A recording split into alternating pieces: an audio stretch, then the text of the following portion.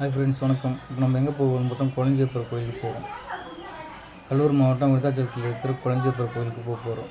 நம்ம கொளஞ்சியப்பர் கோயிலுக்கு வந்துட்டோம். நம்ம இந்த கொளஞ்சியப்பர் கோயிலில் என்ன விசேஷம்னு பார்த்தீங்கன்னா, குழந்தை பாக்கியம் கிடைக்கிறதாக கூறுறாங்க. சில பிரச்சனைகளை தீர்க்கக்கூடிய இடம் என்று சொல்கிறாங்க கொளஞ்சியப்பர் கோயில். இந்த கொளஞ்சியப்பர் கோயில் பார்த்திங்கன்னா சுயம்புவாக தோன்றதாக புராணம் கூறுகிறது. முன்னொரு காலத்தில் மாட்டுத்தொழுவம் இருந்ததாகவும் அதை சுத்தம் பண்ணுறதுக்காக ஒரு ஆயா சுத்தம் படுத்தும் போது அங்கே சுயம்பாக இருந்தார் என்று கூறுகிறார்கள்.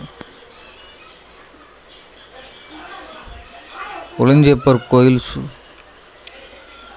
சுயம்புவாக தோன்றுச்சு என்று புராணம் சொல்கிறது.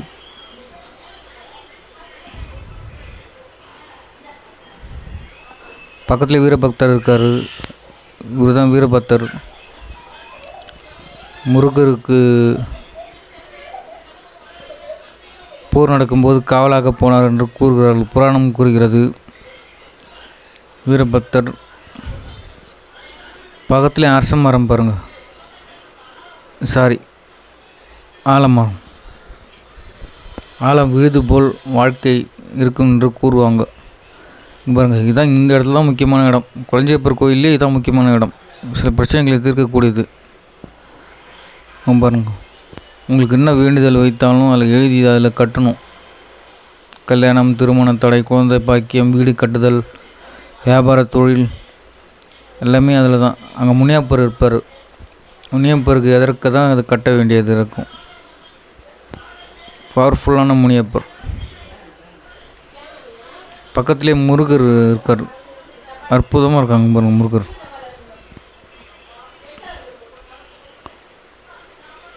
ஓம் என்று சொன்னால் அது முருகர் தான்.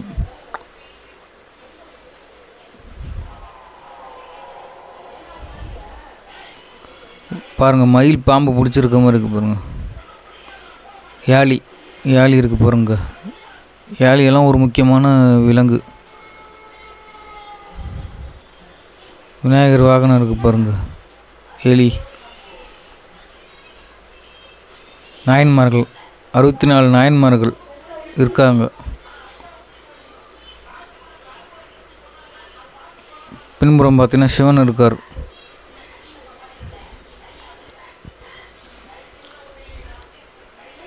சிவன் தியான நிலையில் இருக்கார் பாருங்க. பக்கத்தில் இருக்கிற விநாயகர் பாருங்களாம். அப்படியே அவர் அந்த விநாயகர் நேச்சுரலாக பார்க்குற மாதிரி இருக்கும். அவர் கண்கள் செம அழகாக இருக்காங்க பாருங்களாம்.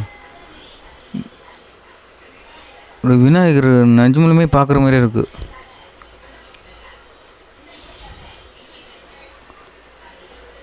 பாருங்கள், அப்பயே கட்டியிருக்காங்க பாருங்கள். ஒரு லிங்கத்தில் பாம்பு